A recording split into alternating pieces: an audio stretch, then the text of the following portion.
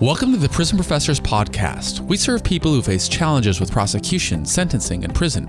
My co-founders are Sean Hopwood and Justin Paperny. My name is Michael Santos. We create digital content and our team offers individual consulting services.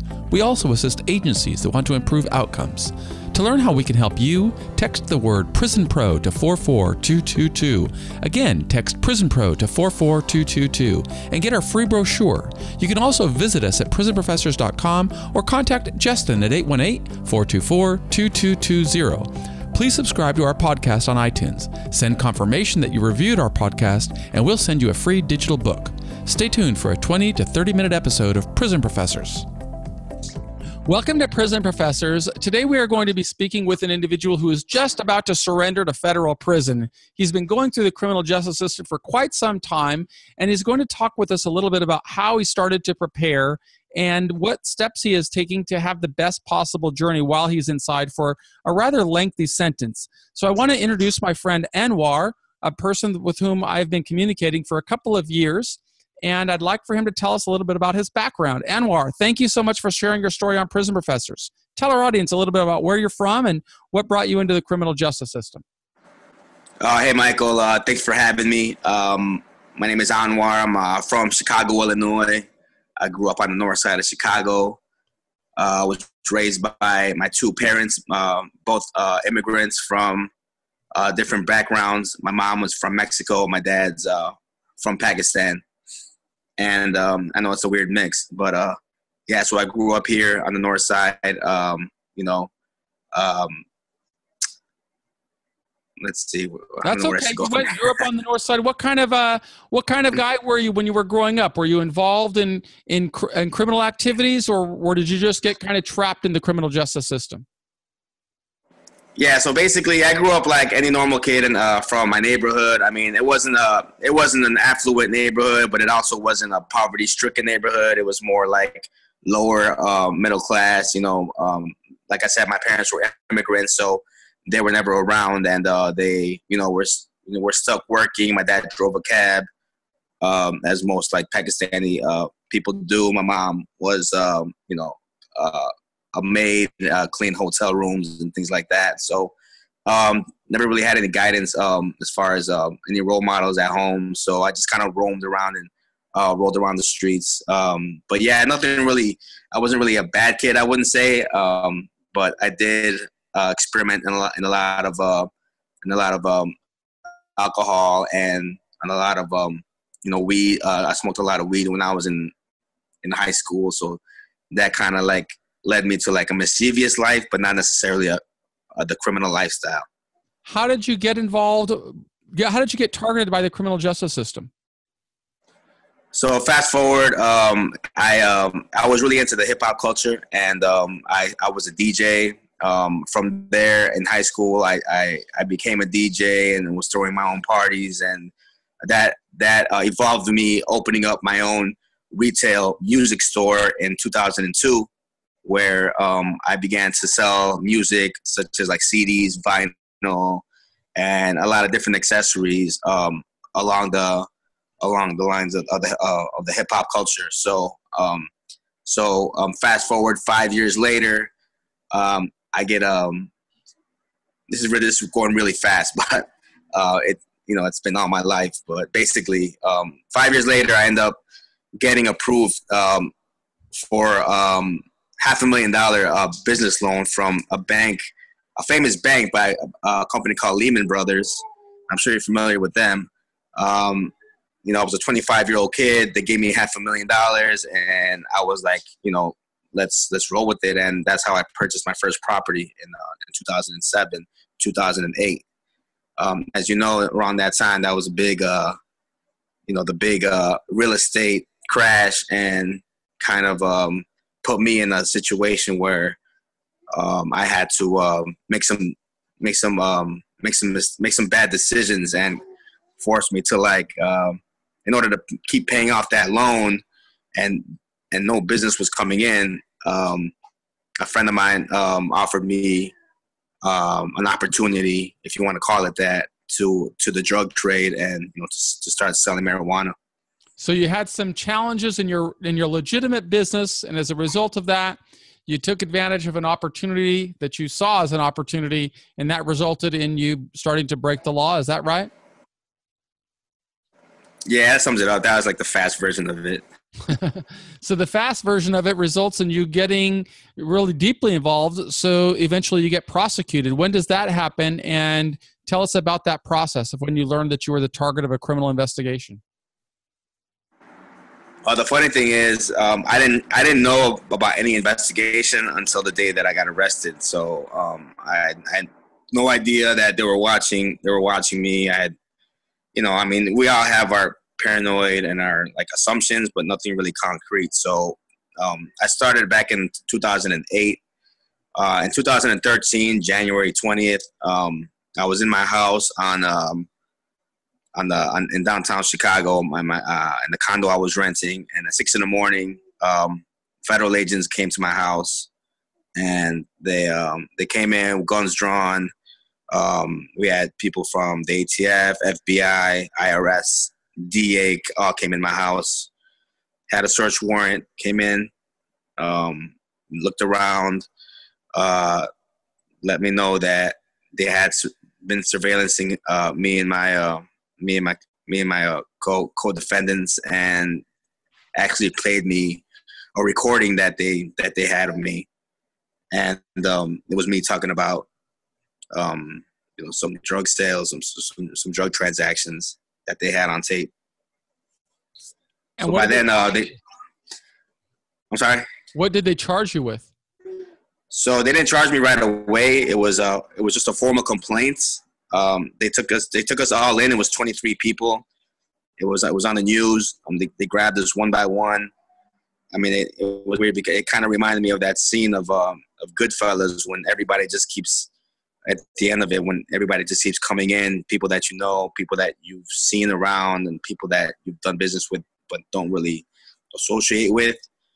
So yeah, there wasn't any charge until 3 months later, when we actually got our physical indictment. And when the indictment came on, it was initially for 5 kilos of cocaine, which had a mandatory minimum of 10 years. And this was the first time that you'd ever been brought into the criminal justice system? Yeah, I had one charge before, back in 2002, for selling CDs. Like, I guess they called it like a piracy issue. When I had my store, I had sold mixtapes that were there, and I didn't know they were illegal. So that was the only time. And yes. Did that result in imprisonment?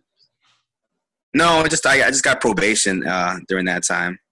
Okay. I tried to fight it because I bought it from a legitimate distributor, but they still see me at fault. So they just charged me, and they gave me a 2-year probation for that. Can you tell us about the steps that you took once that you were facing 10 years in prison, about hiring an attorney and what you learned about all of the procedures that would follow?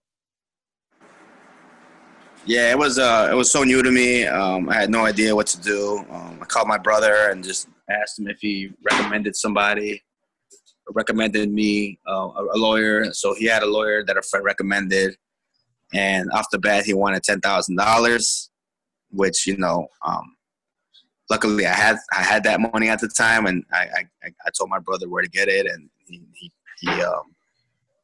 paid the new lawyer. And when we had our detention hearing, that lawyer didn't provide the magistrate judge. He didn't provide her with the proper information regarding what I had to put up for collateral or anything like that. He just kind of went in and just kind of like with no action plan, just went ahead and just offered them that, let them know who I was, and that I was an outstanding member of society, that I had my stores for over 10 years, and I was an active member of society, but they still denied my bond. So how long were you kept in pretrial detention? So I was in pretrial for 6 months. I stood in a federal facility. I was at the MCC, and then they shipped me to Kankakee County. But this kind of like put me all over the place.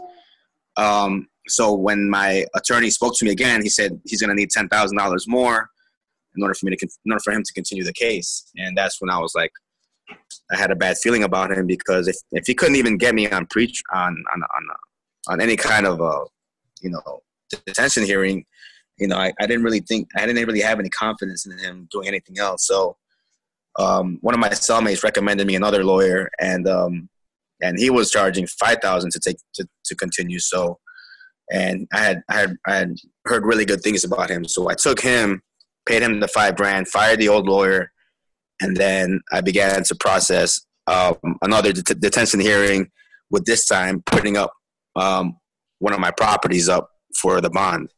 And 6 months later, he does get me the bond, and I ended up getting out in December 2013. So stand by there. It sounds like there's two questions that I have for you. First of all, it sounds like you were in pretrial detention for a full year. Is that right?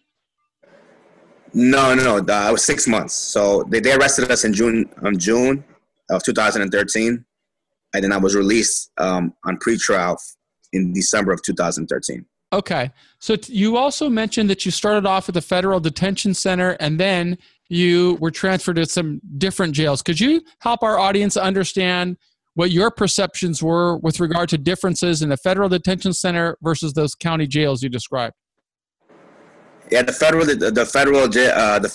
was MCC, and it's more of a federal facility. Detention, it's like very for people awaiting trial that couldn't get on bond, they stay there. But since that there's so much overcrowding in any jail system, especially the federal facility, and it's in downtown, it's not that big. I think it holds only about 800 people. So the feds contract these other jails, which they're not really getting too much action at. So that's where I was. I was at Kankakee County, which is a southern suburb from where Chicago is, and that's where a lot of the federal detainees are held at as well. And what was the difference between the living conditions between a county jail and the Federal Detention Center? That's a good question. I mean, to be honest with you, I was only there for about a week at most. But from what I remember, I mean, it's definitely a little better at the federal facility, because you get to at least go outside. I mean, there's a rooftop deck at the facility. There's somewhere to exercise. I think there's basketball too, which I didn't even get a part of. But yeah, for the most part, I mean, you're in like a Cook County. You're in a county a facility, so it's not really federally like employed. It's just a contract to them. So understood. It's very different. And what was your reason for not using the federal defenders? When you're in the situation, you're scared. You don't know what to do. You have some money. You're trying to go with the best person that has the best credibility and like that. When you're in that situation, you just panic. And now that I know what I know, I mean, I would definitely have gone that route. A lot of my co-defendants went that route as well, and they basically got the same, if not better, situation than myself. That's the point that I wanted to bring forward for people who are listening to this. A lot of times they think that people think that they don't recognize how important a attorney is, and the reality is our public defenders have an extensive amount of training and frankly are very effective in negotiating good deals. But people don't always know that. So I'm glad that you spoke about your experience, and hopefully we'll be able to help other people make better decisions by choosing a public defender if they don't have the resources. And when you're thinking about getting the best, it's important to recognize that the best doesn't generally take cases for $5,000 or $10,000 in federal court. Those attorneys frequently start in the $50,000 range. And so it's important to understand that it's very costly, and it's very important to listen and learn from experiences like Anwar is sharing with us today. What was the ultimate outcome of your case, Anwar? So when I got out on the pretrial, thank God for my new lawyer, right? I mean, he didn't do much, but he did get me out. So that I think I'm thankful for that. So while I was out, I completely changed my life around. I disassociated myself from all the people that I was surrounded with, the last 5 years. And I kind of went on my own thing. I started another business. I opened up an art gallery. And after that, I opened up a few businesses while I was out, because, that was my background. I'm an entrepreneur at heart. I opened my first business when I was 19 years old. So this is what I was meant to do, was actually start a business. The only reason I got into the drug trade was out of being desperate and not having the right mentors around me to actually point me in the right direction. So, so as far as my case goes, while I was doing all that and changing my life around and doing these positive things in the community, the feds came in and they had to supersede the indictment. That means that they're changing the indictment of what they charged us with, and they added new charges to our case, or to our indictment, in other words. And I still don't really know why they did that and what caused them to do that versus them doing it from the beginning.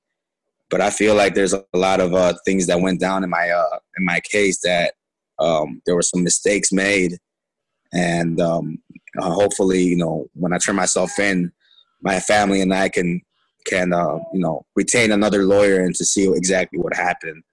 But the new charges ended up being not only the over 5 kilos of cocaine, but it was also they added a gun charge on there, which is the 924C, which carries a mandatory minimum of five years consecutively. So what did you end up getting total? So I ended up, I got what they gave me at court at sentencing was 135 months. 135 months, which is about 120. It was about 13 years and a few months. Is that right? It's 11. It's 11 years. Oh, that's right. 11 years. And yeah, I try not to put more years on. I hate when people put more years on my. It's trying to do the quick math on 100. No, I know. On those months, but I'm certainly happy that it's not as long as my initial calculation is, but it's still a significant amount of time. Tell our audience about how you will measure success during that period of time. What plans do you have to become successful while you're in there? Well, the good thing about it is when I was out on pre-trial release, I met my wife, Jessica, and we opened up a business as well. We started our nonprofit, but we also started another property management business, which has been a success, and I'm thankful for that, and I'm thankful for we just gave birth to a set of twin, baby boy and girl, and so as far as success is concerned, I know everybody has their own definition. Monetarily, we're in good shape, so not really too concerned with money. So when I go in, my plan is to get prepared mentally and physically. Since I did start my nonprofit, which is called Street Dreams, I wanted to give back and help people that were in my situation that didn't have the right guidance to help them understand anything about money and how the financial system works and how the credit system works and things like that. So our mission statement for Street Dreams is mentoring people about the fundamentals of entrepreneurship and financial literacy. Because at the end of the day, that's the core problem that most of the people that are going to jail for is really for money issues. They have a lack of resources that helps them understand how money works and how to get money and how the system works on helping people to get money. So that's my goal now. Once I go in there, I'll see what's actually available and the tools that I'll have the resources to. But plus, I wanted to definitely, as I was telling my wife, you better send me Michael Santos' straight A guide and all that good stuff that you guys have at Prison Professor, because I really commend what you do, and I really admire what you came out of, what you did in prison, and you came out successfully. Like I really want to go that route as well. So I definitely want to see what you have available for us, so we can implement that and while I'm in there. Well, you certainly do have a lot to offer with regard to showing people the skills of entrepreneurialism. I mean, you started your business life at 19 and getting a $500,000 loan from a big bank and have built numerous businesses even while you were in the midst of struggle. So I'm quite confident that a lot of people will benefit from listening and learning to you. What do you understand at this stage about the prison system and what it's like to live inside? Well, the good thing about it, and a couple of my friends that's done time kind of like remind me of this. You know, I did my 6 months already, so I kind of got like prison training in a sense, even though it wasn't the actual prison itself. But I definitely know what it is to have a CO on your back. I know how it is to have a person telling you what to do, what time to wake up. I know what it is to have a cellmate. I know that feeling, and I know that it's not gonna be like what people don't know. Like, I know you talk about the fear of the unknown. I mean, it's not really unknown to me as far as the aspect of it. The only thing that's unknown to me is like the facility that I'm gonna be at, which like you said before, they're all pretty much the same. I mean, it's what you make of it. So I've always been an avid reader, and I've always been a loner. Being an entrepreneur, I'm sure you could understand that being an entrepreneur is already kind of a lonely lifestyle in a sense. So I'm kind of okay with my solitude. So I'm comfortable with that. So I feel like I have an advantage compared to a lot of other people, because having your own business is it's its own thing, and there's not a lot of people that actually did it, but did it successfully and did it legally, which I did for the first 6-7 years. It's just when the recession came and all these financial crises came, this is why I dabbled into the criminal lifestyle, which I definitely regret. But at this point, there's no sense turning back and looking back at the mistakes. I already know my mistakes. All you can do right now is get ready for the best possible outcome, and you do that by adhering to that principles that you described as the straight A guide. And since you asked about them, I'm going to tell you that I really see you living the straight A guide right now. Really, what it's all about, the straight A guide, Anwar, we'll be very happy to send it to you. If you don't have it, I will be sending it to you right after this episode. It really requires that you have a strong value system, is that you understand what is important to you. And you've described what's being important to you is contributing to your community, helping other people who are living in struggle and teaching them new skills. You certainly described how you're going to do that. It's also identifying with your family and recognizing your family is of your highest value, and then setting some very clear goals of what you are going to achieve while you're in there. Those are the first prerequisites of the straight A guide, and I heard you talking about that in your own story during this episode. You've also talked about your commitment to success. Now, I know that you've been on that path for many years, and that's why we call the straight A guide begins with attitude. You got to have the right attitude. A right attitude is 100% commitment to success, and if you have that, you can take the next step, which is to have the right aspiration. And that's seeing yourself being very different from the challenges you're going through right now. And I know that you see yourself as coming back to society and helping others and building your business and being a good father and a good husband to Jessica. That means the third A in the straight A guide is taking action. You can't just talk about it. You got to do it. And the reality of serving time, you've got to have a very strong level of discipline and a very high level of energy and being self-directed. Certainly as an entrepreneur, you have that in abundance, and you can show other people how to live that way. But you've got to hold yourself accountable, which is the next A in the straight A guide. You got to set your own metrics for success and timelines to achieve those goals. That's what you do as an entrepreneur, and that's what you'll do to become successful in prison. And by doing that, you become aware of other opportunities. The opportunities are available to everybody in prison, but not everybody sees them. You're going to see them. I have no doubt that you'll see them, just like you have seen opportunities in society. And then as you do this, the world becomes aware of you. That's effectively the straight A guide, Anwar, and I have no doubt that you are going to succeed on that path.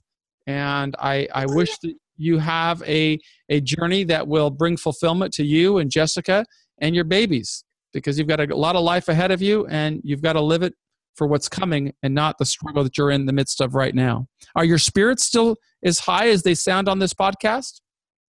I mean, yeah, like, I always tell my friends that I had a going away party 2 weeks ago, and I had a DJ come out, fly from New York to come and DJ for me. He's like, pretty famous DJ, and he just, flew out for me because we just have a good reputation, a good friendship, and everybody's like, yo, how do you feel? Are you ready? What's going on? And I'm like, well, I have two choices. I can be like depressed about it, or be mad at the government and all this and that, or I can just be like, like looking at it as an opportunity. Like, all right, here's an opportunity where I can actually put my lesson plans together for my nonprofit. I can finally get some reading done.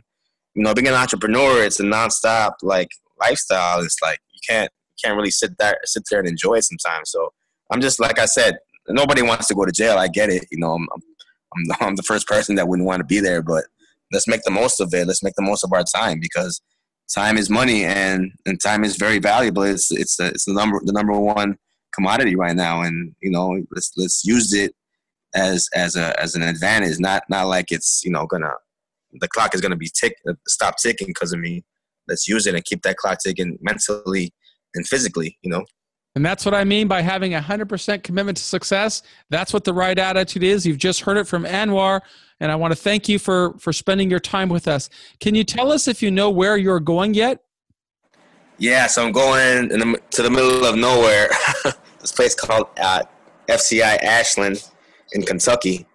So it's about 7 hours away. Why they put me 7 hours away from my family, I don't know, what I did or what I did to deserve that. But I mean, it is what it is. But I heard it's a decent facility. I heard it has a good wellness program, and I heard a lot of good things about it. So, we'll see what happens. I heard you get transferred after a couple of years. I mean, I don't know. I'm very new to it. There's a lot that you can do while you're in there, and you can begin sowing seeds that'll bring you on a path to a prison that's closer to Chicago, or to be closer to your family. And I wish you success on that journey. But we've come to the end of this episode today. Do you have any final words of wisdom that you'd like to share with our audience? Yeah, I mean, for one thing, that if I could help somebody kind of be in the same mental mind state that I am, I mean, the mind is a very, very strong tool that you have in your body. Like, what I would do, a lot of, I've been fighting this case for the last 4 to 5 years, and it's like, a lot of people were like, well, how come don't you wish you just went in there and just get it over with? And I'm like, everybody's different. My situation is definitely, I'm glad that I took the time out to get in pretrial, because, I met my wife, I had my kids. I never had kids before. I'm 36 years old. It was about time I had kids. I opened up my business, my nonprofit. I did so much in this time that I was out. So for those that are waiting pretrial, I would just say make the most of your time, and don't dwell on the negative aspects of it, because you're just going to, wear yourself down. Use that time and use it in a positive way, and make that time, even though it doesn't count in the federal system, make it count for yourself. And because that way, when you do go in, now you made that count time when you were on pretrial, and you're also making it count when you're in there and doing the actual time. Read your books, study, and figure out a plan by the time you get out, and get that straight A guy from Michael Santos, because he's a living proof that it works, and several other people that have done the same thing. So I commend you once again, because that's the exact path that I'm going to go into, and if not, even more. And by the time I get out, maybe I'll join the prison professor crew. We like that very much. And you can do that by starting to write about your journey. While you're in there, you're going to have access to the Core Links email system. And I hope that you will write some essays. I know that you're an exceptionally gifted writer. I've seen some of your writing. I know that many people would benefit from learning about your journey inside. And I hope that you will send us letters that we can publish on our site so other people can learn from you. But we've come to the end of this episode. I am Michael with Prison Professors. On behalf of my two partners, Sean Hopwood and Justin Paperny, we thank you for listening. If you'd like more information on what we do, please text the word Prison Pro to 44222. That's text Prison Pro to 44222. Or simply visit our website at prisonprofessors.com. And if you haven't subscribed to our program yet, please do so on iTunes. Thank you for your help. We'll be back tomorrow with another inspiring guest.